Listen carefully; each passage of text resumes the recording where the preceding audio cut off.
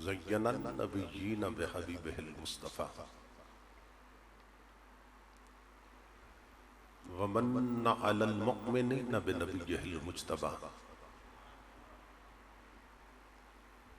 الصلاة والسلام علی سیدنا ومولانا محمد خیر البراء وعلى آلہ واصحابہ المتعدبین بالتقوی اما بعد فاعوذ باللہ السمیع العلیم من الشیطان اللعین الرجیم بسم اللہ الرحمن الرحیم وبشر الصابرین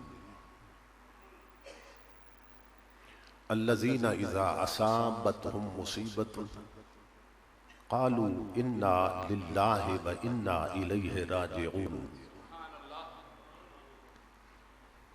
صدق اللہ مولانا العظیم ان اللہ وملائکتہ یصلون علی النبی یا ایہا الذین آمنوا صلو علیہ وسلموا تسلیما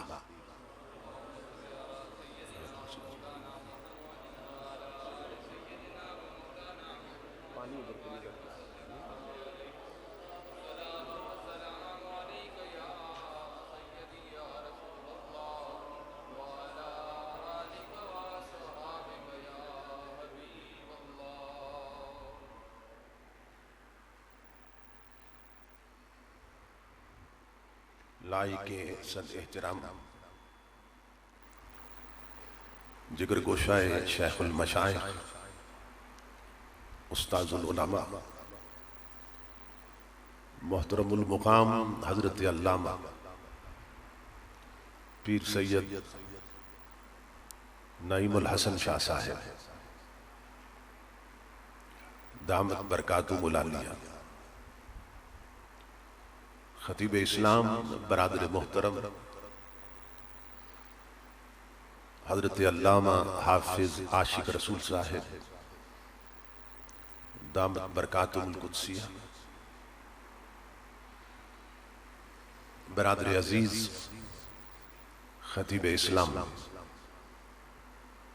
حضرت علامہ صاحبزادہ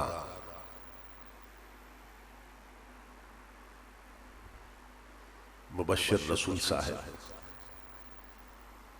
حضرت علامہ صاحبزادہ اشتیاق رسول صاحب، برادر محترم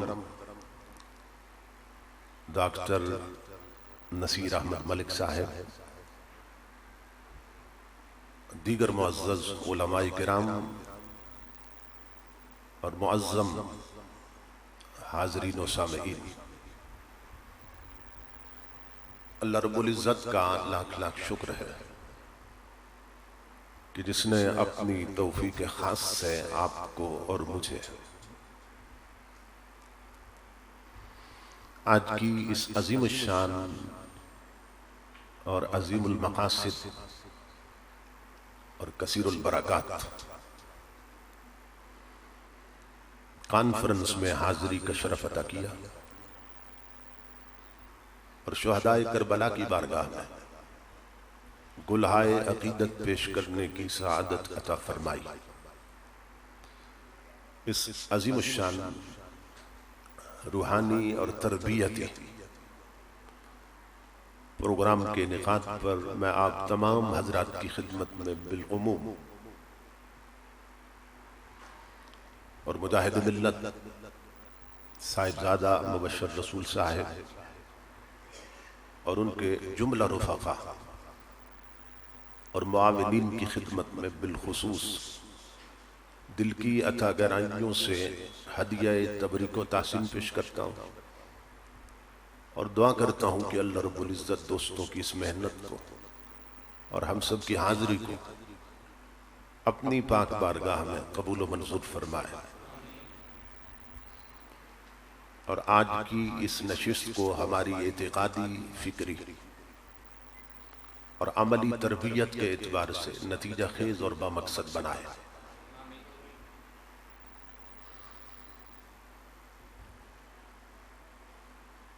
اس حقیقت سے ہر شخص آشنا ہے کہ میدان کربلا میں اتنی بڑی قربانی جو دی گئی تھی اس کا مقصد صرف ایک ہی تھا کہ نبی اکرم صلی اللہ تعالیٰ علیہ وآلہ وسلم کا دین اور حضور کی شریعت کو بچایا جائے۔ یہ ایک بدیہی حقیقت کہ جس کا کوئی شخص بھی کسی بھی مکتبہ فکر سے تعلق رکھتا ہو انکار نہیں کر سکتا کہ شریعت کے تحفظ کے لیے انہوں نے جانے دیا۔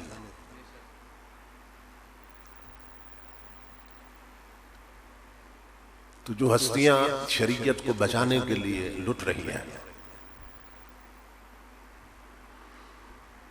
تو پھر ضروری ہے کہ ان کے ذکر کو شریعت ہی کے مطابق بیان کیا جائے،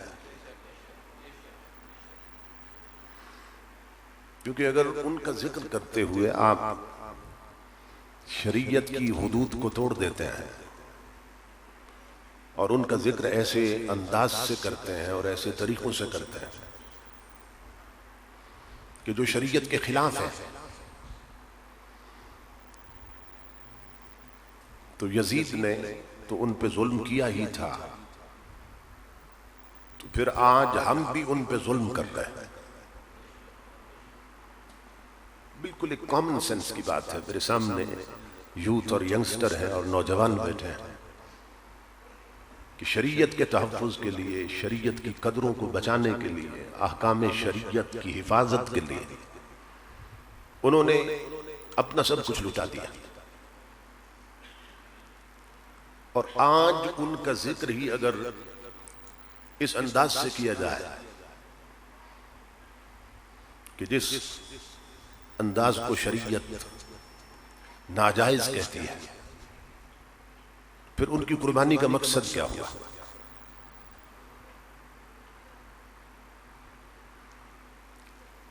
اب چونکہ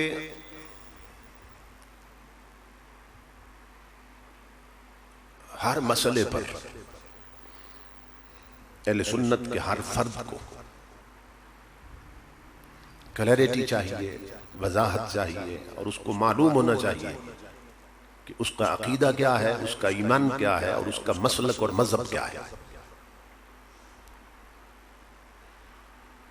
کیونکہ اس وقت جو کلیش کی صورت بنا دی گئی ہے مختلف مذاہب میں اور مسالک میں، تو ہم اپنے نوجوانوں کو اور اپنے لوگوں کو اسی صورت میں بچا سکتے ہیں کہ انہیں شریعت سمجھا دی جائے۔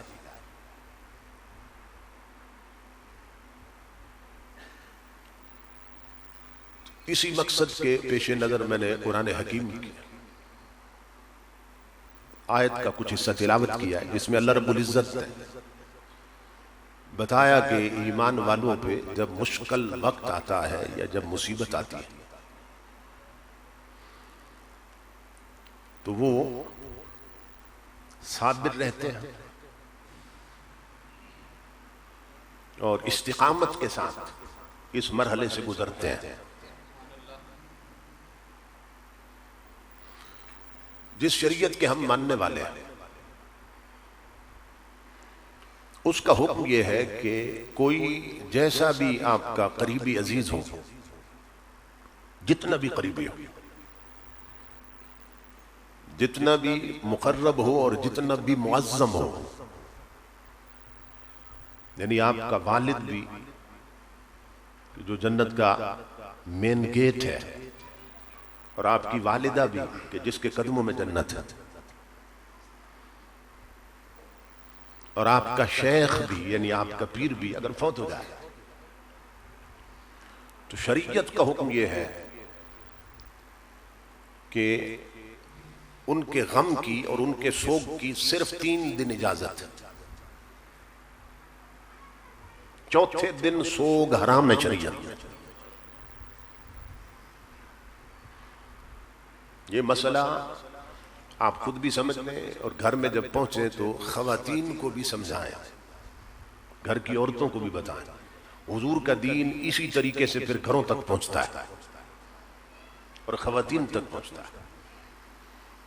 بھائی اپنی بہنوں کو سمجھائیں، خاوند اپنی بیویوں کو سمجھائیں، والدین اپنی اولاد کو سمجھائیں کہ ہماری شریعت میں جس کو مان کے ہم مسلمان ہیں اور اپنے آپ کو مومن تصور کرتے ہیں، اس کا حکم یہ ہے کہ جتنا بھی کوئی قریبی فوت ہو جائے، وہ ٹکڑے ہو جائے، وہ شہید ہو جائے یا فوت ہو جائے، تو اس کے سوگ کی صرف 3 دن اجازت ہے، چوتھے دن سوگ حرام ہوتا ہے، سوائے اس عورت کے جس کا خاوند فوت ہو چکا، وہ چونکہ 4 مہینے اور 10 دن عدت میں ہوتی ہے،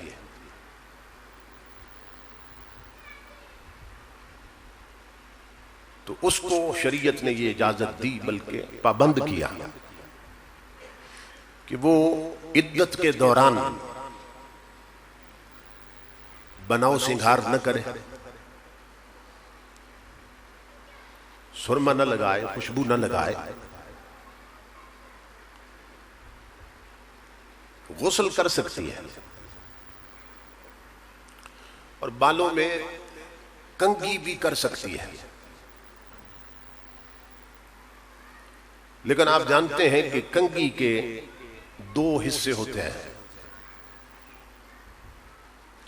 ایک حصہ جو ہوتا ہے اس کے جو دندانے ہوتے ہیں ان میں وقفہ ہوتا ہے، زیادہ وقفہ ہوتا ہے، اور دوسرے حصے کے جو دندانے ہوتے ہیں ان میں وقفہ کم ہوتا ہے۔ تو جن دندانوں میں وقفہ زیادہ ہوتا ہے ان سے بال سنوارے نہیں جاتے، صرف سلجھائے جاتے ہیں، اور جن دندانوں میں کم وقفہ ہوتا ہے ان سے بال سنوارے جاتے ہیں، اور دوسرے حصے سے بال سنوارے نہیں جاتے، صرف الجھے ہوں تو سلجھائے جاتے ہیں۔ تو نبی اکرم صلی اللہ تعالیٰ علیہ وآلہ وسلم کی شریعت کا حکم یہ ہے کہ وہ عورت جو عدت میں ہے، جس کا خاوند فوت ہو چکا ہے،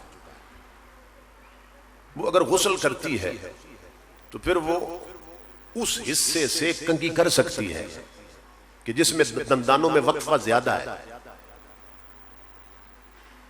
کیونکہ یہ بالوں کا سلجھانا ہوگا، سنوارنا نہیں ہوگا، اور سنوارنے کی اجازت نہیں ہے۔ اس کا سبب یہ ہے، آپ کے ذہن میں یہ سوال آ سکتا ہے کہ عورت کو 4 مہینے 10 دن پابند کیوں کیا؟ اس کا سبب یہ ہو سکتا ہے وہ پریگننٹ ہو سکتا ہے وہ امید سے ہو، جس کی بیوہ ہے ہو سکتا ہے اس کا بچہ اس کے بطن میں ہو، تو 4 مہینے 10 دن تک وہ چیز واضح ہو جاتی ہے۔ تو اس میں اور بھی حکمتیں ہیں شریعت کی، لیکن باقی جو بھی فوت ہو جائے، شیخ فوت ہو جائے، پیر فوت ہو جائے، ماں فوت ہو جائے، باپ فوت ہو جائے، جتنا بھی کوئی قریبی ہو، اس کے سوگ کے لیے شریعت صرف 3 دن اجازت دیتی ہے، چوتھے دن سوگ حرام۔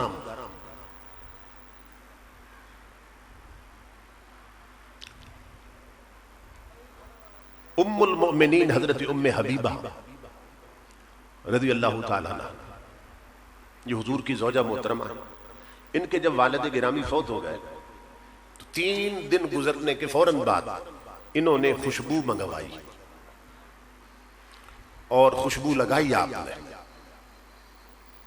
تو پھر آپ نے خواتین کو فرمایا کہ انی سمعت رسول اللہ یقول، کہ میں نے خود اپنے کانوں سے سنا کہ حضور فرماتے تھے کہ کسی بھی میت پر، مرنے والے پر 3 دن سے زیادہ سوگ کی اجازت نہیں۔ آپ نے فرمایا اب چونکہ 3 دن گزر چکے، میرے والد کو فوت ہوئے، آج میں خوشبو لگا رہی ہوں، حالانکہ مجھے لگانے کی ضرورت نہیں تھی، حالانکہ مجھے لگانے کی ضرورت نہیں تھی، مگر میں اس لیے لگا رہی ہوں کہ میں کہیں 3 دن سے زیادہ سوگ کرنے والوں میں نہ لکھ دی جاؤں۔ اتنی احتیاط کہ میں کہیں گناہگار نہ ہو جاؤں اور ان لوگوں کے ساتھ شامل نہ کر دی جاؤں کہ جو 3 دنوں کے بعد بھی سوگ کرتے رہتے ہیں.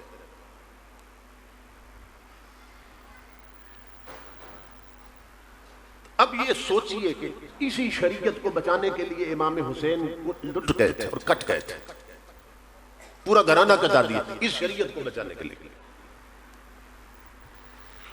تو جو شریعت 3 دن کے بعد سوگ کی اجازت نہیں دیتی، وہ شریعت 15 صدیوں کے بعد سوگ کی اجازت کیسے دے سکتی ہے؟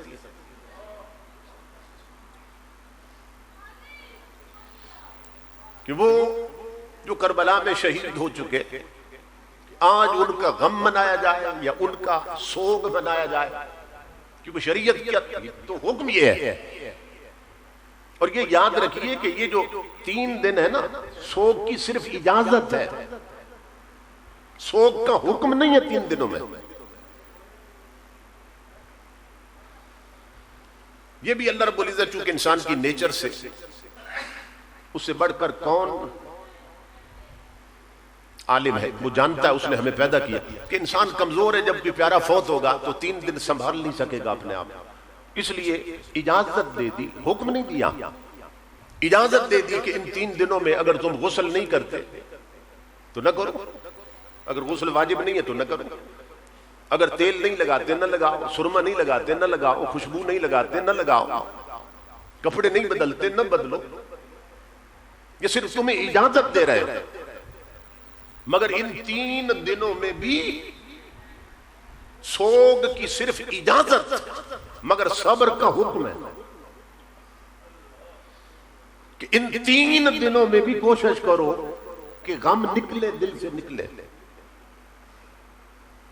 تو صبر کا حکم ہے شریعت. تو جو شریعت 3 دن سے بڑھ کر سوگ کی اجازت نہیں دیتی اور سوگ حرام قرار دے رہی ہے، تو 15 صدیاں پہلے ایک واقعہ بیت چکا ہوں، اس کا غم تازہ کرنے کی اجازت کیسے دے سکتی ہے؟ اب آپ کے ذہن میں سوال پیدا ہوگا کہ سوگ حرام کیوں ہے؟ اس لیے سوگ حرام ہے کہ ہر شخص جانتا ہے کہ ہم پر جتنی مصیبتیں آتی ہیں وہ اللہ رب العزت کے لکھے سے آتی ہیں. اس کے لکھے بغیر نہ خوشی آ سکتی ہے نہ غم آ سکتا ہے. اور یہ چیز ہمارے ایمان کا حصہ ہے. آپ ایمان مفصل اور مجمل پڑھتے ہیں تو اس میں کیا پڑھتے ہیں؟ آمنت باللہ و ملائکتہ و کتبہ و رسلہ والیوم الاخر. آگے کیا پڑھتے ہیں؟ والقدر خیرہ و شرہ. میں اس کی لکھی تقدیر کو مانتا ہوں ایسے جیسے خود اسے مانتا ہوں. آمنت باللہ، میں اللہ پر ایمان لایا اور اس کی لکھی تقدیر پر ایمان لایا. تو تقدیر کو ایسے ماننا ہے جیسے خود خدا کو ماننا ہے. اب ہم اس وقت تک مومن نہیں بن سکتے جب تک اللہ رب العزت کی لکھی ہوئی تقدیر کو ہم نہ مانیں. اور والقدر خیرہ و شرہ، یعنی اچھی لکھ دے تب بھی مانے، بری لکھ دے تب بھی مانے، خوشیاں لکھ دے تب بھی مانے، غم لکھ دے تب بھی مانے. ہر شخص جانتا ہے کہ کسی پر نہ خوشی اس کے لکھے کے بغیر اتر سکتی ہے نہ غم اس کے لکھے کے بغیر اتر سکتا ہے. وہ لکھتا ہے تو غم اترتے ہیں، لکھتا ہے تو خوشیاں اترتی ہیں. جہاں تک بات سمجھ گئے آپ؟ اب مجھے بتائیے کہ وہ جو کچھ لکھتا ہے ہمارے بارے میں اور اپنی مخلوق کے بارے میں، وہ اپنی مرضی سے لکھتا ہے یا اسے لکھنے پہ کوئی مجبور کرتا ہے؟ اپنی مرضی سے لکھتا ہے. جس کے لیے جو چاہے لکھ دے. چاہے تو کسی کے لیے بدر کا میدان لکھ دے، چاہے تو کسی کے لیے کربلا کا میدان لکھ دے. اس کے لکھے بغیر نہ بدر آ سکتی ہے، نہ احد آ سکتی ہے، نہ کربلا آ سکتی ہے. اسی طرح ہے نا. تو اس کو لکھنے پر کوئی مجبور بھی نہیں کرتا، اپنی مرضی سے لکھتا ہے۔ ہم پر جو مصیبت آتی ہے اللہ کے لکھے سے آتی ہے۔ پھر دوہرا رہا ہوں، اس کی سبق کو یاد کر لو، ہم پہ جو مصیبت آتی ہے اللہ کے لکھے سے آتی ہے، اور وہ جو لکھتا ہے اپنی مرضی سے لکھتا ہے، اسے کوئی مجبور نہیں کرتا۔ اب تیسری بات کہ وہ جو لکھتا ہے وہ 100% صحیح لکھتا ہے۔ کوئی ہے جو کہہ سکے کہ وہ غلط لکھتا ہے؟ جس کے لیے جو لکھ دے صحیح لکھتا ہے یا غلط لکھتا ہے؟ بولیے۔ 100% صحیح لکھتا ہے۔ اب مجھے بتائیے، یہاں تک پوری بات آپ سمجھ چکے، تو یہ جو کربلا والوں پہ مصیبت آئی تھی اس کے لکھے سے آئی تھی یا بغیر لکھے کے آئی تھی؟ اس کے لکھے سے آئی تھی۔ اب پھر سوال کا جواب دیجئے کہ امام الانبیاء کے گڑانے والے جو کربلا میں کٹے ہیں وہ اس کے لکھے پہ راضی تھے یا ناراض تھے؟ بالکل میں جیسے سبق پڑھاتے ہیں نا اس طرح خطاب کر رہا ہوں۔ کربلا والوں پر جو مصیبت آئی، جو مصائب آئے، وہ اللہ کے لکھے سے آئے، تو کربلا میں کٹنے والے اس کے لکھے پہ راضی تھے یا ناراض تھے؟ راضی تھے۔ کوئی دنیا کا بندہ کہہ سکتا ہے کہ وہ اس کے لکھے پہ ناراض تھے؟ اب سوال یہ ہے کہ جب محمد عربی کے گھرانے والے کربلا میں کٹنے والے اس کے لکھے پہ راضی ہیں اور راضی تھے، تو ملنگ کیوں منہ سجائے پھرتا ہے؟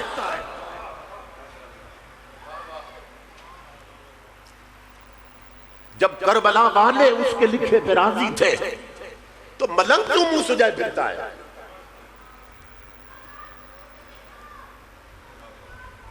اور امام الانبیاء کے غلاموں، یہ تو صرف ایک لفظ ہے نا، دنیاوی انداز سے سمجھا دیتے جی وہ کربلا میں لٹ گئے تھے، وہ نہیں لوٹے، ہمیں خبر ہی نہیں ہے۔ امام الانبیاء کے غلاموں، جو رہے یار میں نہ لٹنا سیکھے وہ کبھی آباد ہی نہیں ہوتا ہے۔ اسی لٹنے میں تو ان کی آبادی تھی، سمجھ رہے ہیں نا؟ وہ اجڑے نہیں ہیں، اجڑا یزید ہے۔ اجڑ وہ جاتے ہیں جو شیطنت کا ساتھ دیتے ہیں، اجڑ وہ جاتے ہیں جو باطل کے راستے پہ ہوتے ہیں۔ وہ نہیں اجڑتا جو گردن کٹا کے بھی نیزے پہ قرآن پڑھتا ہے، اجڑتے وہ ہیں۔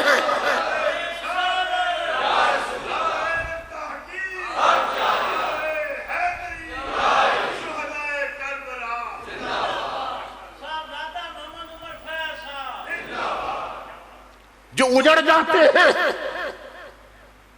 امام الانبیاء کے غلاموں ان کے اجڑے ہوئے مکانوں پر الو بولتے ہیں، اجڑے ہوئے گھروں میں الو بولتے ہیں۔ حسین نہیں اجڑا، 15 صدیاں بیت گئی اسے کربلا میں کٹے ہوئے، آج دیکھ اس کی جھوک پر اور اس کے ڈیرے پر کہیں غوث اعظم بول رہے ہیں، کہیں غریب نواز بول رہا ہے، کہیں میر علی شاہ بول رہا ہے۔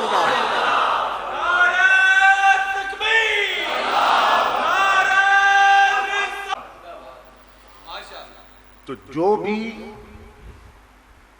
مصیبت آتی ہے اللہ کے لکھے سے آتی ہے، اور یہ یاد رکھیے کہ تمام اولیاء اپنے ملفوظات میں فرماتے ہیں، جنہوں نے خود کتابیں لکھی ہیں وہ بھی اٹھا لیں، داتا صاحب کی کشف المحجوب اٹھا لیں، اور رسالت القشیریہ اٹھا لیں، کسی بھی ولی کے ملفوظات اٹھا لیں، تو تمام اولیاء نے یہ بیان کیا ہے کہ امام حسین یا حضور کے گھر والے وہ تو اس درجے کے لوگ ہیں کہ ان کے گھرانے سے تو ولایت خیرات میں بٹتی ہے، یعنی ان کا سٹینڈرڈ تو میں آگے چل کے بتاؤں گا نا۔ یہ تمام اولیاء لکھتے ہیں، تمام ولیوں نے لکھا اور تمام مفسرین نے لکھا کہ کوئی عام مومن بھی اس وقت تک اللہ کا ولی بھی نہیں بن سکتا جب تک اس کے لکھے پہ راضی نہ ہو۔ یہ تربیت کی بات ہے۔ ہم پہ جو مصیبتیں آ جاتی ہیں، تھوڑی بہت آتی تو رہتی ہیں، ہر گھر پہ آتی ہے، تو پھر ہم شکوہ کرنے لگ جاتے ہیں کہ یار میں تو ختم بھی کرواتا ہوں، پھر پتہ نہیں کیوں مصیبت آ گئی، اور میں نے تو کلمے کا لفظ بھی نکلوایا تھا، اور میں تو 5 وقت کی نماز بھی پڑھتا ہوں، یار میں تو باقاعدگی سے زکوٰۃ بھی دیتا ہوں، پھر پتہ نہیں کیوں مصیبت آ گئی۔ تو اپنے یہ عمل دیکھ رہا ہے، امام الانبیاء کے گھر والوں سے بڑھ کر عمل کس کے بہتر تھا؟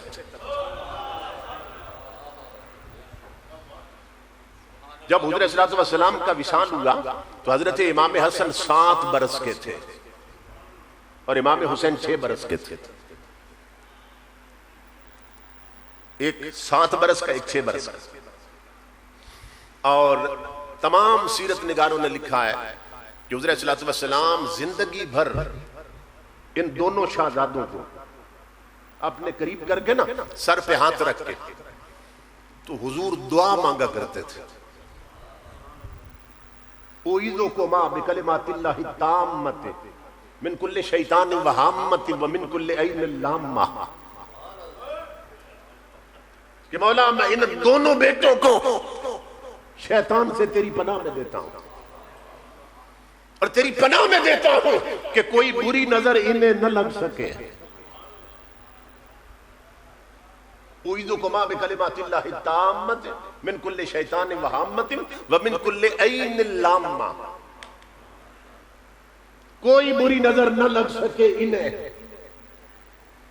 یہ 7 برس تک تمہارے میرے نبی اور 6 برس تک تمہارے میرے آقا دونوں نواسوں کے سر پہ ہاتھ رکھ کے صبح شام دعا مانگتے تھے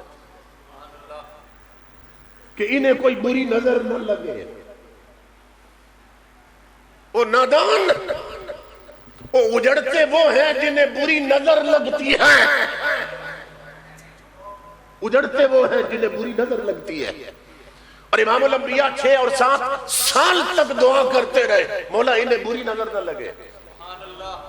تو یہ جو کربلا میں کٹھے ہیں نا، یہ بری نظر نہیں لگی تھی، انہیں اچھی نظر لگی تھی، کیونکہ اللہ رب العزت کا یہ طریقہ ہے اور اس کا یہ قانون ہے۔ قرآن پڑھیے نا، قرآن میں اللہ رب العزت نے فرمایا کہ والذین جاہدوا فینا لنہدینہم سبلنا، کہ جو مجھ تک پہنچنے کے لیے رگڑے کھاتے ہیں نا، تکلیف اٹھاتے ہیں، مشقت برداشت کرتے ہیں، پھر ایک وقت آتا ہے کہ ہم ان کا صبر دیکھ کر، استقامت دیکھ کر، تحمل اور حلم دیکھ کر اپنے تک آنے کے جتنے راستے وہ سب ان پہ کھول دیتے ہیں۔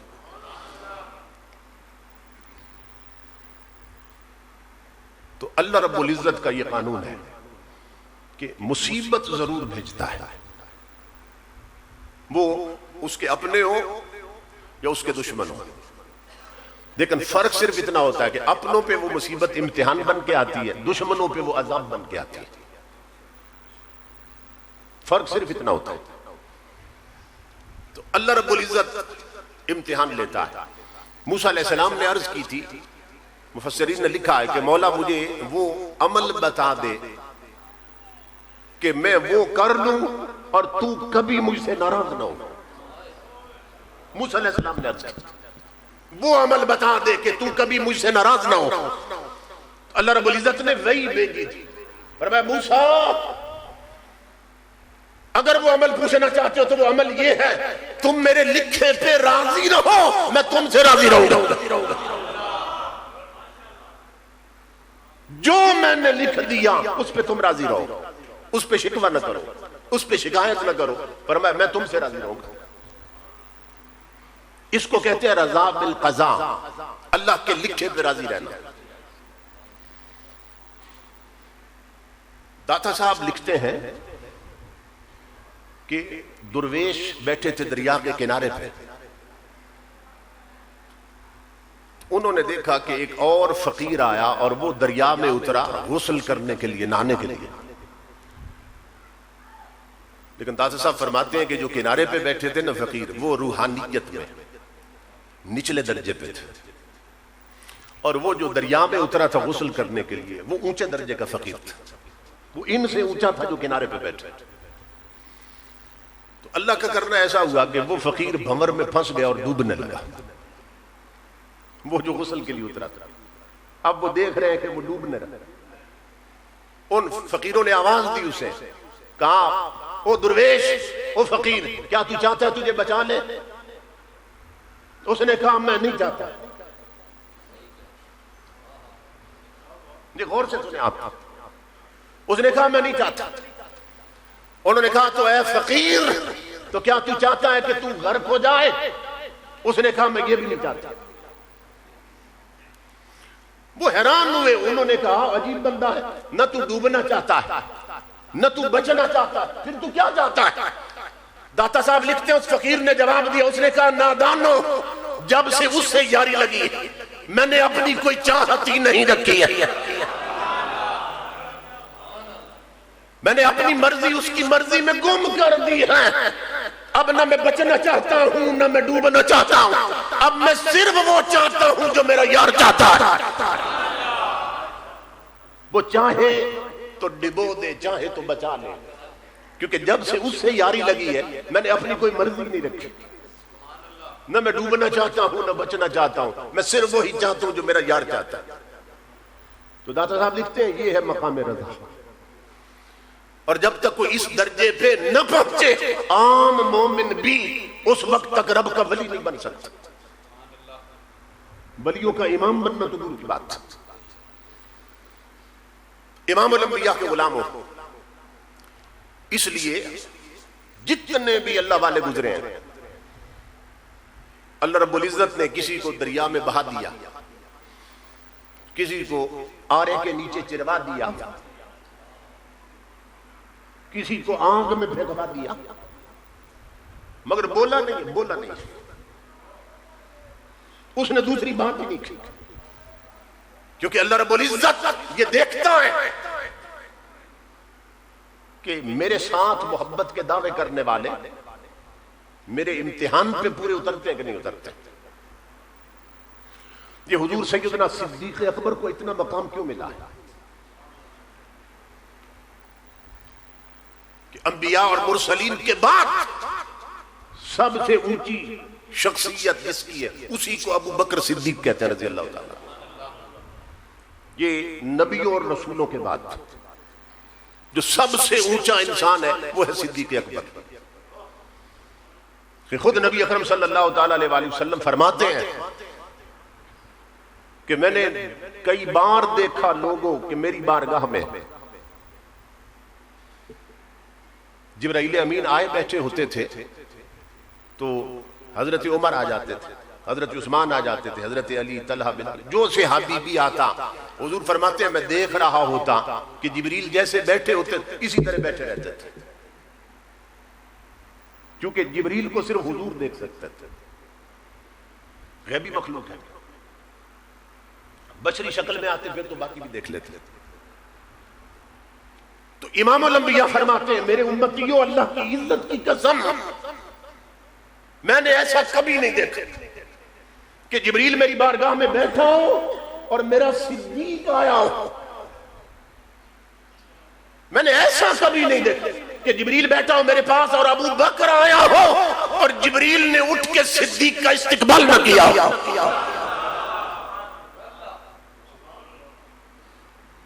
تمام صحابہ میں صرف صدیق اکبر تھے کہ جبرائیل امین بھی اٹھ کے ان کا استقبال کرتے تھے. اور یہ بات خود حضور دیکھتے ہیں. امام الانبیاء کے پاس سیدنا صدیق اکبر بیٹھے تھے رضی اللہ تعالیٰ کہ جبرائیل امین آ گئے اور آ کے عرض کی اللہ کے حبیب آج میں سدرہ سے لے کر مدینے تک اتنا لمبا سفر جو میں نے کیا تو کوئی قرآن کی آیت نہیں لایا, پہلے تو وہی لے کے اترتے تھے. آج میں نماز روزے حج اور زکوٰۃ کا کوئی مسئلہ اور آیت لے کے نہیں اترا ہوں. آج اللہ رب العزت نے صرف ایک کام کے لیے بھیجا, صرف ایک کام کے لیے. اللہ رب العزت نے فرمایا جبریل آج جاؤ مدینے میں اور میرے حبیب سے کہہ دو کہ اللہ فرماتا ہے صدیق کو رب کا سلام پہنچا دے. ابو بکر صدیق کو میرا سلام کہہ دے. آج میں صدیق اکبر کے نام خدا کا سلام لایا ہوں. امام الانبیاء مسکرائے، فرمایا ابو بکر وہ صدیق تیرے نام رب کا سلام آیا. اور جبرائیل امین نے عرض کیا آقا دوسری بات یہ اللہ کا دوسرا پیغام لایا ہوں صدیق اکبر کے نام. اور وہ کیا ہے؟ پیغام یہ ہے کہ اللہ فرماتا ہے میرے حبیب اپنے یار سے پوچھئے کہ اب آپ کے دانتوں کی تکلیف کیسی ہے، اب دانتوں کا درد کیسا ہے. ایک صدیق کے نام رب کا سلام لایا ہوں، دوسرا پیغام لایا ہوں. اللہ صدیق اکبر کا حال پوچھ رہا ہے کہ بتاؤ پیارے اب دانتوں کا درد کیسا ہے. امام الانبیاء کے غلاموں جبرائیل امین یہ بات کر کے چلے گئے. حضور نے جب بتایا نا صدیق اکبر کو اللہ حال پوچھتا ہے تو وہ وجد میں آ گئے اور وجد میں آ کے کہنے لگے یا رسول اللہ اس کی محبت کی قسم دکھ دے تب بھی راضی ہوں، سکھ دے تب بھی راضی ہوں، کیونکہ میں بھی اس کا ہوں، میری جان بھی اس کی ہے، جسم بھی اس کا ہے. جس حال میں وہ رکھے میں ہر حال میں راضی ہوں. امام الانبیاء نے پوچھ لیا ابو بکر اب مجھے یہ بتا کہ یہ دانتوں کا کیس کیا ہے کہ اللہ جبریل کو بھیج کر تیرے دانتوں کا درد اور حال پوچھ رہا ہے. میرے پیارے یہ کیا ہے؟ صدیق اکبر نے عرض کی آقا یہ آج کی بات نہیں، یہ میں بتانے لگا ہوں اس کے لکھے پہ راضی کیسے رہتے ہیں. آقا یہ آج کی بات نہیں، اللہ کی عزت کی قسم 12 سال ہو گئے میرے دانتوں میں مجھے شدید درد رہتا تھا، آج وہ درد ٹھیک ہوا ہے تو میرے رب نے میرا حال پوچھا ہے.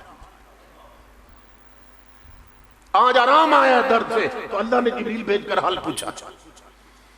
امام الانبیاء مسکرائے فرمایا ابو بکر وہ تیرے سامنے میں نے جابر کے مردہ بچے زندہ کر دیے تھے، تو نے اپنا درد نہیں بچایا، مجھے درد نہیں بتایا تو نے. تیرے سامنے میں نے پتھروں سے کلمے پڑھائے، درختوں سے سجدے کروائے، تو نے اپنا درد نہیں بتایا مجھے. جو مردوں کو زندہ کر رہا تھا میں نے صرف تیرے دانتوں پہ انگلی رکھنی تھی اور درد کھینچ لینے تھے. اور 12 سال تو درد میں مبتلا رہا ابو بکر اور تو نے مجھے نہیں بتایا کہ آقا دانتوں میں درد. صدیق اکبر رونے لگ گئے، عرض کی آقا درد دیا کس نے تھا؟ فرمایا اللہ نے. صدیق اکبر نے عرض کی آقا اسی لیے نہیں بتا سکا. کیوں؟ کہ مجھے شرم آتی تھی کہ ایک یار کی دوسرے یار سے شکایت کیسے کروں. یہ ہے اس کے لکھے پہ راضی ہونا. 12 سال درد برداشت کرتا رہا مگر شرم آتی تھی ایک یار کی دوسرے یار سے شکایت کیسے کروں.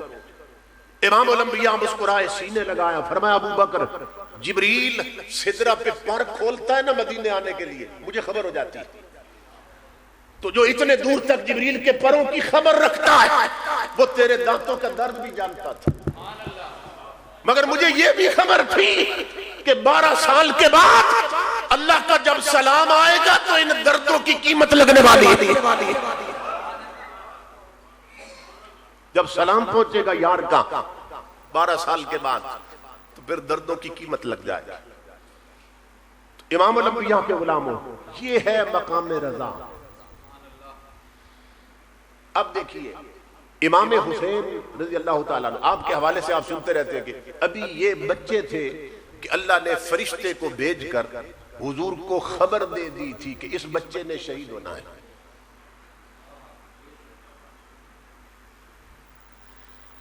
ابھی جھولی میں بیٹھے ہوئے تھے امام حسین اور حضور فرما رہے ان ابنی ھذا فرمایا ایسا فرشتہ آیا جس سے پہلے کبھی نہیں آیا اور اس نے خبر دی ان ابنی ھذا یقتل بارض یقال لها کربلا کہ یہ جو میری جھولی میں ہے نا یہ ایک دن کربلا میں شہید ہو جائے گا. صرف شہادت حسین کی خبر نہیں دی ہے مقتل حسین کی بھی خبر دی کہ شہید کہاں ہونا ہے میدان کربلا میں. یہ امام الانبیاء کو فرشتے نے آ کے بتایا کہ یہ جو جھولی میں ہے نا آپ کا نواسا اللہ رب العزت نے مجھے بھیجا ہے آپ کو خبر دے رہا ہوں کہ یہ بچہ جو ہے آپ کی امت اسے شہید کر دے گا. ٹھیک ہو جائے. اب مجھے بتائیے کہ وہ اللہ کے لکھے سے خبر دے رہا تھا یا بغیر لکھے کے دے رہا تھا؟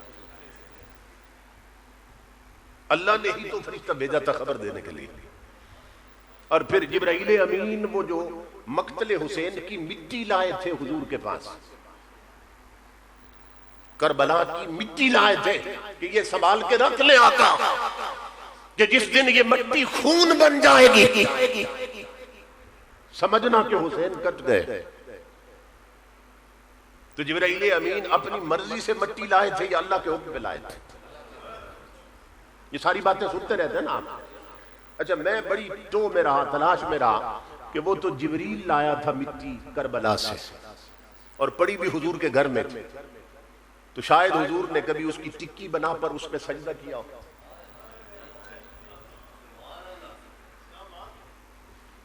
اس کے تو کربلا کی مٹی ہونے میں کوئی شک ہی نہیں تھا نا. اللہ نے بھیجی ہے، جبریل لایا ہے اور حضور کو، اور گھر میں رکھی ہے کربلا کی مٹی.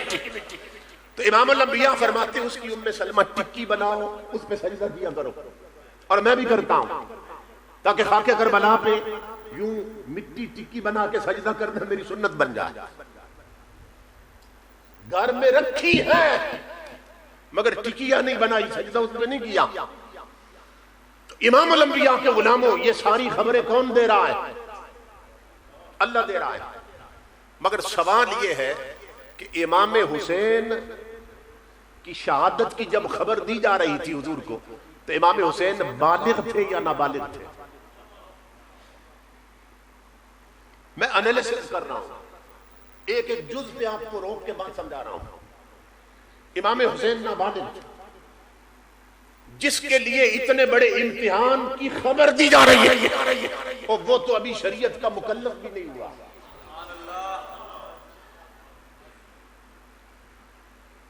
وہ ابھی بچہ ہے، وہ شریعت کا مکلف نہیں ہے. اس کی شہادت کی خبر جس پر ابھی شریعت نافذ بھی نہیں ہو سکتی حضور کو دی جا رہی ہے. اس کا سبب کیا ہے؟ دیکھیں نا، جب مصیبت آنی تھی امام حسین پہ یا ان کے ساتھیوں پہ، تو پھر جب یہ مکلف ہو جاتے اور بڑے ہو جاتے تو پھر چلو خواب میں الہام کے ذریعے اور کئی طریقے، جیسے ولیوں کو اللہ خبریں دیتا، انہیں بھی خبر دے دیتا کہ تم نے کٹ جانا ہے. یعنی جن پر امتحان آنا تھا انہیں کو خبر دی جاتی. مگر حیرت کی بات، امتحان ان پہ آنا ہے، خبر حضور کو دی جا رہی. بھئی حضور کو کیوں خبر دی جا رہی؟ اللہ رب العزت دیکھنا چاہتا ہے کہ جس کی زلفوں کی میں قسمیں کھاتا ہوں، جس کا رخ پھر جائے تو میں قبلے بدل دیتا ہوں، جس سے میں اتنی محبت کرتا ہوں اس کو میں خبر دیتا ہوں کہ جو سب سے پیارا ہے نا تیرا نواسا حسین، اس کے لیے میں نے کربلا لکھ دی ہے. میں دیکھنا چاہتا ہوں کہ مصطفیٰ میرے لکھے پہ راضی ہے یا نہیں ہے. جس یار کی ہم رضا چاہتے ہیں وہ بھی میری چاہتا ہے کہ نہیں چاہتا ہے. تو یہ جو معرکہ کربلا ہے یہ صرف امتحان حسین ہی نہیں تھا، یہ امتحان مصطفیٰ بھی تھا. اسی لیے حضور کو خبر دی جا رہی ہے کہ اس بچے نے شہید ہو جانا ہے، اور پھر قربان جائیں ان کے مقام رضا پر کہ مٹی بھی بھیج دی، مقتل بھی بتا دیا، شہادت کی خبر دے دی. تو امام الانبیاء نے زندگی بھر کبھی اللہ سے دعا نہیں مانگی کہ مولا یہ جو بچوں کے لیے تو نے مصیبت لکھ دی ہے نا اس کو بدل دے، یہ میرے نواسوں پہ میرے گھر والوں پہ مصیبت نہ آئے، ٹل جائے. ہمیں حضور کا حکم کیا ہے؟ حضور صلی اللہ علیہ وسلم پوری امت کو فرما رہے ہیں کہ صدقہ دیا کرو، اس سے بلائیں ٹل جاتی ہیں. صدقہ دیا کرو، اس سے مصیبت ٹل جاتی ہے. کون سی مصیبت ٹلتی ہے صدقہ سے؟ وہ جو اترنے والی ہوتی ہے. اور وہ کون سی اترنے والی ہوتی ہے؟ جو رب نے لکھی ہوتی ہے تقدیر میں. اس کی لکھی ہوئی تقدیر صدقہ سے ٹل جاتی ہے، بدل جاتی ہے. اس لیے حضور فرما رہے ہیں صدقہ دیا کرو، اس سے مصیبتیں ٹل جاتی ہیں.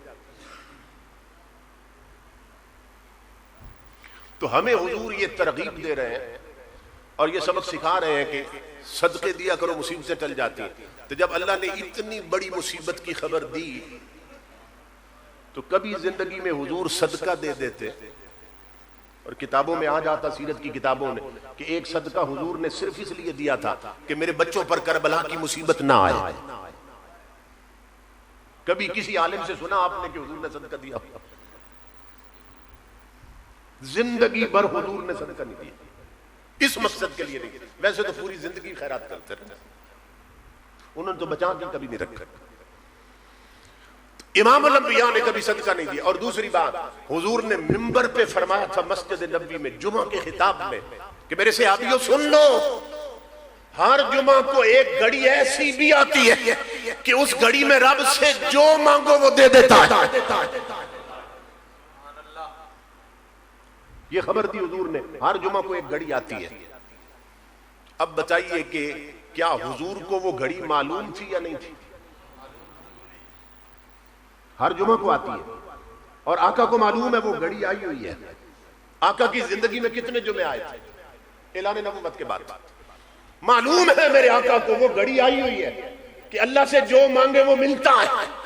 مگر اس گھڑی میں بھی اللہ سے نہیں عرض کی مولا یہ مصیبت ٹال دے. کیوں؟ یاری میں فرق آتا ہے کہ وہ لکھ دے اور ہم لکھے پہ راضی نہ ہو. یہ ہے حضور کا مقام رضا. اور پھر جب سے حضور سے یہ سنا تھا کہ ہر جمعہ کو ایک گھڑی آتی ہے جس میں اللہ سے جو مانگو وہ ملتا ہے, حضرت فاطمہ الزہرا کی سیرت کی کتابیں اٹھائیں. اس کے بعد زندگی بھر حضرت فاطمہ الزہرا جب تک اس دنیا میں رہی, آپ ہر جمعہ کے دن عصر سے لے کر مغرب تک مصلی پہ ہوتی تھی. یہ ان کا معمول بن گیا تھا زندگی کا. ہر جمعہ کے دن عصر کی نماز سے لے کر, عصر کی نماز پڑھتی نا مصلی پہ, مغرب سورج ڈوبنے تک مصلی پہ رہتی تھی سیدہ کائنات.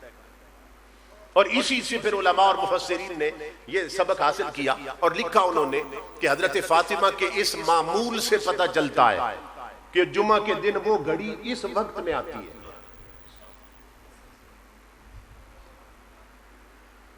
یہ سمجھ رہے بات آپ؟ یعنی اگر کوئی یہ جاننا چاہے کہ وہ جو آقا نے فرمایا جمعہ کو وہ گھڑی آتی ہے جس میں جو مانگو اللہ سے وہ دیتا ہے, تو وہ کس ٹائم میں آتی ہوگی؟ تو حضرت فاطمہ الزہرا کا زندگی بھر کا عمل بتا رہا ہے کہ وہ عصر سے لے کر مغرب کے درمیان میں وہ گھڑی آتی ہے, اور زندگی بھر حضرت فاطمہ اس گھڑی میں مصلی پہ ہوتی تھی. رسول اللہ کی بیٹی ہر جمعے کو وہ گھڑی پاتی ہے, مگر اس گھڑی میں بھی دعا نہیں مانگی میرے بچوں سے مصیبت ہٹا دے. یہ ہے ان کا مقام رضا. تو سوال یہ ہے کہ جب وہ کٹنے والے اور انہیں پالنے والے اللہ کے رکھے پہ اتنے راضی ہیں تو ہر سال ملنگ کیوں منہ سجائے پھرتے ہیں؟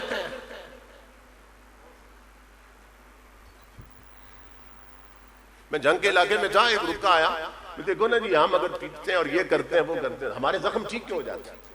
اگر ہم سچے نہیں ہیں زخم ٹھیک کیوں ہو جاتے ہیں؟ میں نے کہا پاکی کرتے ہوئے جو اس طرح لگتا ہے وہ زخم ٹھیک ہوتے ہیں کہ نہیں ہوتے؟ کوئی سمجھ آئی کو نہیں آئی؟ ان زخموں کی پٹی کروانے جاتے ہیں, جسم کی صفائی کرتے ہوئے جو زخم لگ جاتے ہیں اس طرح لگ جاتا ہے, بلیڈ لگ جاتا ہے, اس کی پٹی کروانے جاتے ہو یا خود ٹھیک ہو جاتا ہے؟ تو جس طرح یہ ٹھیک ہو جاتا ہے اسی طرح وہ بھی ٹھیک ہو جاتا ہے. اگر یہ برکت والے تو وہ بھی برکت والا. یہ کون سی بات؟ اصل پتہ زخم کیوں ٹھیک ہوتے ہیں؟ اس لیے کہ جسم بھی ان کے ہیں, ہاتھ بھی ان کے اپنے ہیں, سینے بھی ان کے اپنے, ہاتھ بھی ان کے اپنے. وہ اس لیے ٹھیک ہو جاتے ہیں. میں دیکھتا ہوں کہ ہاتھ ہمارے ہوں اور سینے ان کے ہوں, پھر دیکھتے ہیں زخم ٹھیک کیسے ہوتے ہیں. تو یہ سب ہوائی باتیں ہیں. امام الانبیاء کے غلاموں جن کے لیے کربلا لکھی گئی وہ تو اتنے راضی ہیں کہ زندگی بھر دوسری بات ہی نہیں کی مولا یہ مصیبت ٹال دے, یہ لکھا بدل دے. کیوں؟ یہ دوستی کے خلاف. ہاں صرف 2 دعائیں ملتی ہیں حضور کی جو زندگی بھر مانگتے رہے.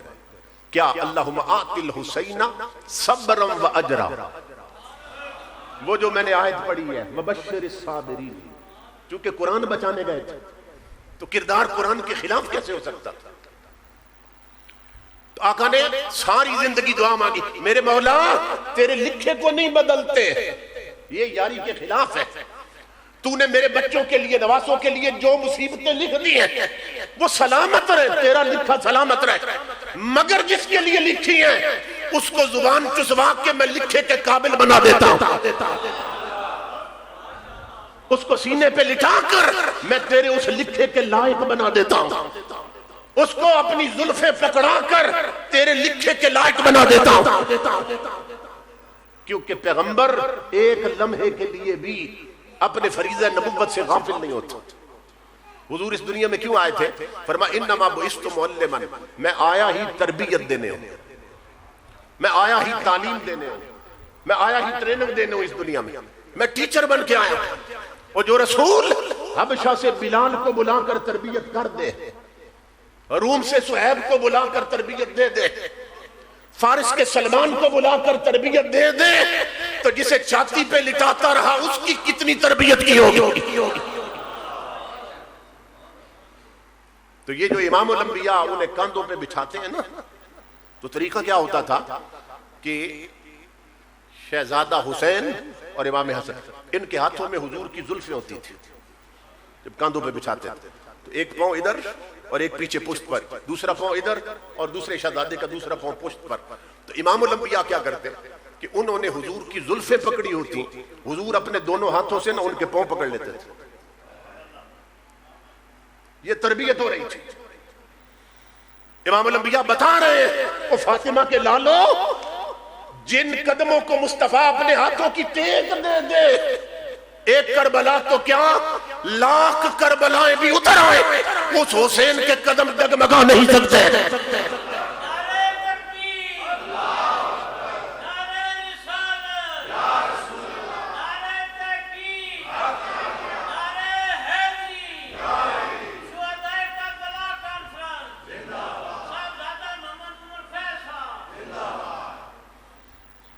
تو خبر دی جا رہی ہے انہوں نے کٹنا ہے، مگر انہوں نے صرف دو دعائیں مانگی، اللہم آت الحسین صبرا و اجرا. میرے اللہ جب تیرا لکھا ہوا کربلا میں اترے ان پر تو میرے ان بچوں کو صبر بھی دینا اور اجر بھی دینا، کیونکہ صابروں کے لیے ہی اجر ہوتا ہے. یہ سیدھی سی بات، اجر ہمیشہ صبر سے ملتا ہے، بے صبری سے جو اجر ہوتا ہے وہ بھی ختم ہو جاتا ہے. وبشر الصابرین، اس لیے فرمایا بشارت دو صابروں کو. کون صابر؟ پھر آگے ان کی تعریف بتائی کہ الذین اذا اصابتہم مصیبت، کہ صابر وہ ہیں کہ جب ان پہ کوئی مصیبت آتی ہے تو قالوا، وہ کہتے ہیں انا للہ و انا الیہ راجعون، کوئی بات نہیں، جب ہم ہیں ہی اس کے تو جو مرضی ہے مصیبت اتارے. انا للہ، ہم ہیں ہی اللہ کے. فرمایا صابر وہ ہیں جن پر مصیبت آتی ہے تو وہ انا للہ پڑھتے، انا للہ پڑھتے کہ جب ہم سب اللہ کے ہیں تو جو مرضی ہے کرے، ہم اس کے لکھے پہ راضی ہیں. مشکات کی حدیث ہے، جب کسی کا جوان بیٹا فوت ہوتا ہے نا تو فرشتے اس کی روح قبض کر کے جا رہے ہوتے ہیں، اللہ کی بارگاہ میں حاضر ہوتے ہیں. اللہ رب العزت فرماتا اتوفیتم ولد عبدی، یہ سنیں غور سے، مصیبتیں ہر گھر میں آتی رہتی ہیں، یہ تربیت کی بات ہے. اللہ رب العزت فرشتوں سے پوچھتا ہے کیا تم نے میرے بندے کے بیٹے کو مار دیا؟ وہ عرض کرتے ہیں مولا ہماری کیا جرت، تیرا حکم تھا تو ہم نے مار دیا، ہم تو تیرے امر کے بندے ہیں، تیرا حکم تھا مار دیا. اب پھر حدیث کے لفظ سنیے، پھر اللہ پوچھتا ہے ان سے اقبضتم ثمرۃ فؤادہ، کیا تم نے میرے بندے کے دل کا پھل توڑ لیا؟ یہ اللہ پوچھ رہا ہے فرشتوں سے، کیا تم نے میرے بندے کے دل کا پھل توڑ لیا؟ وہ ذات جانتی ہے اولاد دلوں کا پھل ہوتی ہے، اور پوچھ رہا ہے کیا میرے بندے کے دل کا پھل توڑ لیا تم نے؟ عرض کرتے مولا ہماری کیا جرأت، تیرا حکم تھا ہم نے توڑ لیا۔ اب اللہ رب العزت فرماتا ہے بتاؤ ماذا یقول عبدی، فرشتوں مجھے خبر دو کہ جب یہ بیٹا میں نے اس کو دیا تھا تب تو لڈو بانٹ رہا تھا، تب تو مبارکیں لے رہا تھا، تب تو خوشیاں کر رہا تھا، اب بتاؤ فرشتوں مجھے جب میں نے وہی دیا واپس لیا ہے تو میرا بندہ کیا کہہ رہا تھا؟ یہ حدیث رسول ساری بات پوچھتا ہے کیا میرے بندے کا بیٹا مار دیا؟ وہ کہتے ہیں مار دیا۔ کیا اس کے دل کا پھل توڑ دیا؟ وہ کہتے ہیں توڑ لیا۔ اللہ فرماتا ہے فرشتوں آپ مجھے بتاؤ کہ جب میں نے دیا تھا تب تو خوشیاں منا رہا تھا، لڈو بانٹ رہا تھا، دیگیں پکا رہا تھا، اب جب آپ نے دیا ہوا میں نے واپس لیا ہے، بتاؤ میرا بندہ کیا کہہ رہا تھا؟ فرشتے عرض کرتے ہیں مولا حمدک واسترجا، یہ حدیث کے لفظ۔ فرشتے کہتے ہیں مولا تیرا عجیب بندہ ہے، بڑی پکی یاری ہے تیرے ساتھ، جب تو نے دیا تھا تب بھی تیرا شکر کر رہا تھا، جب تو نے واپس لیا تب بھی مسجد میں تیرے قرآن کے ختم کروا رہا، تب بھی گھر میں تیرے قرآن کے ختم کروا رہا تھا، حمدہ کا تب بھی تیری حمد کر رہا تھا، وسترجا، وسترجا کا کیا معنی ہے؟ انا للہ و انا الیہ راجعون پڑھ رہا تھا۔ فرشتے کہتے ہیں کہ جب ہم نے اس کو مار دیا اور روح نکالی تو تیرا بندہ تیری حمد کر رہا تھا کہ میں ہر حال پہ اس پہ راضی ہوں، اور ساتھ ہی انا للہ پڑھ رہا تھا، وسترجا کا معنی انا للہ و انا الیہ راجعون، یہ پڑھ رہا تھا۔ فرشتے عرض کرتے ہیں مولا تب بھی تیرا نام لے رہا تھا۔ اب رحمت جوش میں آتی ہے۔ اب سنیے حضور فرماتے ہیں، اللہ فرماتا ہے اے روح نکالنے والے فرشتوں اب کہیں اور نہ جاؤ، سیدھے جنت میں چلے جاؤ، اور وَابْنُوهُ بَيْتَ الْحَمْدِ، وَابْنُوهُ فِي الْجَنَّةِ قَصْرًا وَسَمُّوهُ بَيْتَ الْحَمْدِ۔ اللہ رب العزت فرماتے ہیں اب جنت میں جاؤ اور میرے اس بندے کے نام کا ایک جنت میں محل بناؤ، اور محل پر بورڈ لگا دو کہ یہ بیت الحمد ہے، محل کا نام ہی یہ رکھ دو کہ یہ اس بندے کا محل ہے کہ جس کا رب نے بیٹا مارا وہ پھر بھی رب کی حمد کر رہا تھا۔ ابن لہو بیتن فی الجنہ، جنت میں جاؤ اس کے لیے محل بناؤ، وَسَمُّوهُ بیت الحمد، اور اوپر لکھ دو اس کا نام رکھ دو بیت الحمد، یہ اس بندے کا محل ہے کہ جس کا بیٹا لیا پھر بھی میری حمد کر رہا تھا۔ تو امام الانبیاء کے غلام، آج ہم ایک بیٹے کی وفات پر انا للہ پڑھے تو وہ ہمارے لیے جنت میں محل بنوا دیتا۔ اس حسین کے لیے کتنے بنائے ہوں گے جو ایک ایک بیٹے کے 100 ٹکڑوں پر رب کی حمد کر رہا تھا، اس کے لیے کتنے محل بنے ہوں گے۔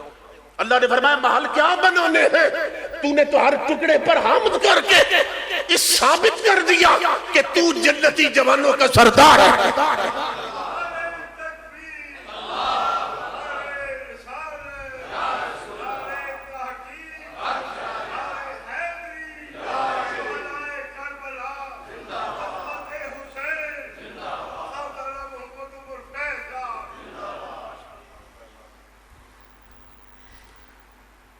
تو ایک بیٹے پر کوئی انا للہ پڑھے نا اس کی وفات پر تو جنت میں ایک محل بنتا ہے، میں حدیث سنا چکا۔ تو جس نے ایک ایک بیٹے کے 100 ٹکڑوں پہ حمد کیا اس کے لیے پھر محل کیا بننے تھے، فرمایا تجھے جنت کا مالک بنا دیا، تمہیں جنت کا مالک بنا دیا، جنتی جوانوں کا سردار بنا دیا۔ امام الانبیاء کے غلاموں، روایتوں میں ہے کہ جنت اور دوزخ میں نا مناظرہ ہو جائے گا،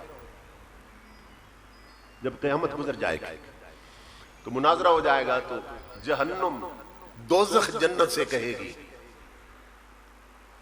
کہ تو میرا مقابلہ کر سکتی، میں تجھ سے افضل ہوں۔ دوزخ کہے گی جنت سے میں تجھ سے افضل ہوں، میرے سامنے نیچی بن کے رہا کر، وہ کہے گی تو کیوں افضل ہے؟ وہ کہے گی جتنے بادشاہ ہیں سب میرے اندر ہیں، جتنے وزیر اعظم ہیں سب میرے اندر، جتنے ناظم اور پٹواری سب میرے اندر، جتنے کلاس ون حرام خور آفیسر ڈی سی اے سی وہ سب میرے اندر، جتنے بریگیڈیئر جنرل حرام خور وہ سب میرے اندر۔ دوزخ کہہ رہی ہے جنت سے تو میرا مقابلہ کر سکتی؟ سارے امیر میرے اندر۔ روایتوں میں محدثین نے لکھا ہے جنت چپ کر جائے۔ اب کوئی بات ہو نا تو جواب بھی بنتا ہے، بکواس کا کیا جواب دیا جائے؟ جس کو یہ بھی خبر نہیں کہ فضیلت کس شے میں ہے،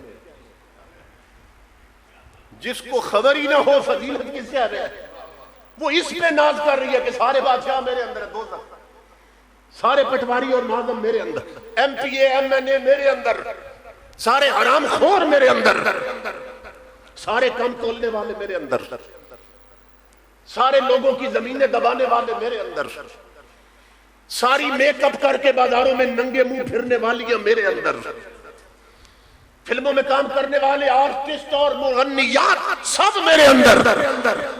دوزخ کہہ رہی ہے تو میرا مقابلہ کر سکتی؟ جنت خاموش ہو جائے گی کہ کوئی بات ہو تو جواب دیا جائے۔ اس بک بک کا کیا جواب دیا جائے جسے معلوم ہی نہیں فضیحت کیا اور فضیلت کیا ہے؟ کیا جواب دیا جائے؟ امام الانبیاء کے علماء نے لکھا ہے وہ خاموش ہوگی، اللہ آواز دے گا او جنت، اس کو جواب کیوں نہیں دیتے؟ تو کیوں چپ کر گئی دوزخ کے سامنے؟ اسے جواب کیوں نہیں دیتے؟ وہ عرض کرے گی مولا، جنت عرض کرے گی مولا اس کی بکواس کا کیا جواب تھا؟ جسے خبر ہی نہیں فضیلت کیا ہے اور ذلت کیا ہے، میں کیا جواب دوں؟ اللہ رب العزت فرمائے گا تو صرف ایک جواب دے دے، بس وہی کافی ہے۔ اے جنت صرف ایک جواب دے دوزخ کو اور نہ بات کر تو، یہ پھر کبھی نہیں بولے گا۔ جنت عرض کرے گی مولا کیا جواب دوں؟ اللہ فرمائے گا اسے بتا زینتو کے بالحسن والحسین، کہ اگر بادشاہ تیرے اندر ہے تو فاطمہ کے لال میرے اندر ہے اور حسن حسین میرے اندر ہے۔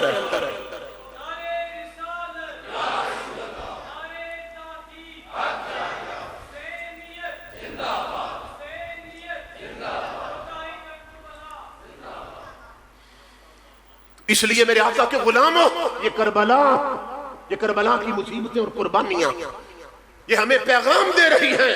حسین کیا ہے؟ خود وفا کیش ہے اور در سے وفا دیتا ہے، حق پہ آنچ آئے تو گھر بار لٹا دیتا ہے، مورے بے مایا کو اقبال ہما دیتا ہے، اپنے منگتوں کو شہنشاہ بنا دیتا ہے۔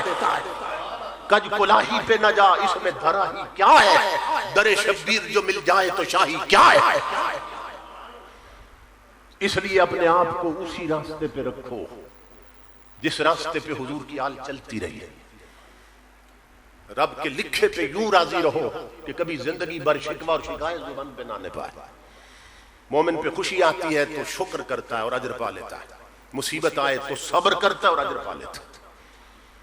یہ ایک تربیتی خطاب تھا۔ اللہ رب العزت ہمیں حضور کے توسل سے اپنے خاص بندوں میں شامل فرمائے، شہدائے کربلا کی عظمتوں اور قربانیوں کے تصدق میں سب کا آنا قبول کرے اور دارین کی نعمتوں اور سعادتوں سے نوازے۔ وما علینا الا البلاغ۔